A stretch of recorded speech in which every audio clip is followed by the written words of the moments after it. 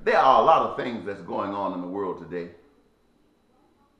A lot of trials and tribulations and strife and war and hunger that exist because of the way we as people exist, the way we treat each other as fools, while we try to make ourselves superior to others, more abundantly secure than others.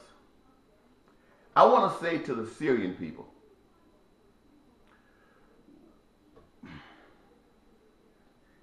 apparently your government and those that support it have infringed upon your right to peace and prosperity and joy.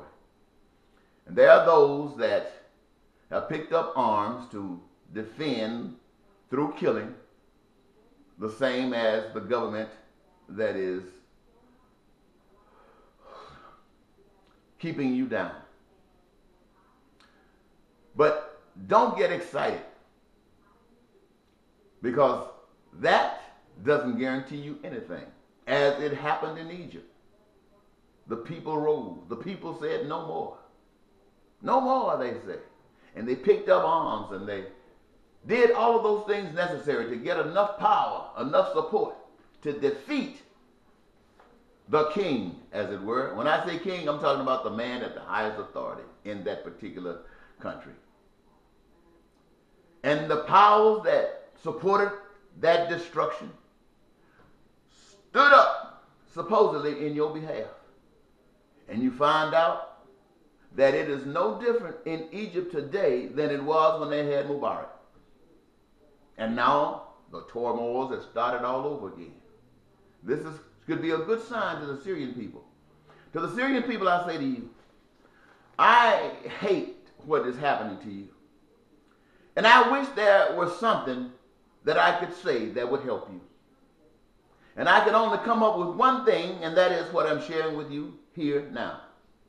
You got the power to defeat your government, not with guns, but with righteousness. Stand up for what is right. Don't just stand up for the people to leave you alone and stop abusing you and this, but stand up for what is right. Stand up for what is right for you. Stand up for what is right for your neighbor. Stand up for what is right for all of those who are in the same category as you are. And stand up for what is right for those who support the system that is destroying you. And even stand up for your government by doing what's right. That doesn't mean leave it in place. That means doing what's right. Now, you might think that's a big job, but it is as simple as this. I would say to all of the Syrian people who are being oppressed, who the government wants to control and manipulate and rob and steal and kill, all of you, I know you won't do this, but I'm going to share the information with you anyway. You're going to have to change your mind, have a rejuvenation of your mind, a regeneration of your mind, a renewing of your mind, that all of the things that you have been taught is done nothing but brought you to where you are. So seek a new thought, a new way of life, a new way of looking at things. And look at this power as a power that you cannot see. Give this power, this righteousness power, give it a name if you choose. Here in my life, I call it God. You can call it anything you want if it means righteous.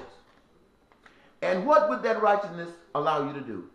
It would allow you, all of you, to come together as one and go to the powers of your state, whoever is in charge, the military, terrorists, or whomever, and say, we know what you want.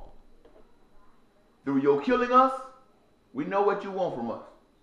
But we say to you, as one voice of righteousness, we are not going to give it to you. We are not going to bow down and serve you. And we're not going to pick up a gun and fight you any longer, because we have grown beyond that.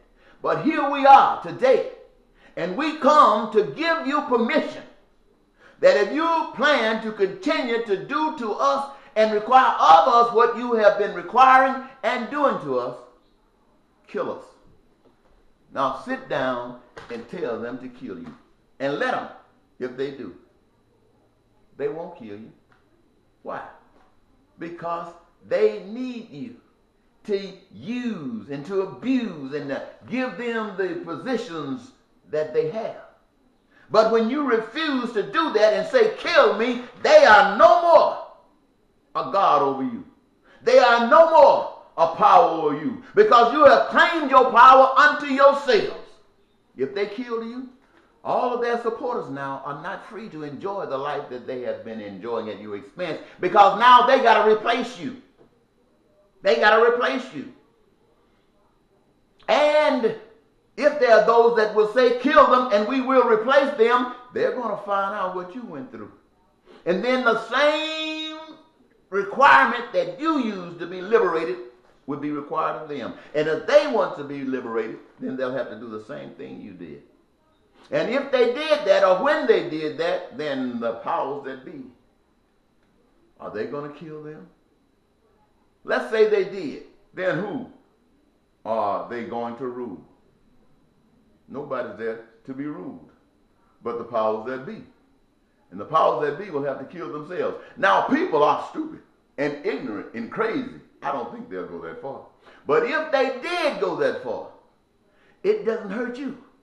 Because you, who have put yourselves there and said no more, are now kings and queens and prince and princesses.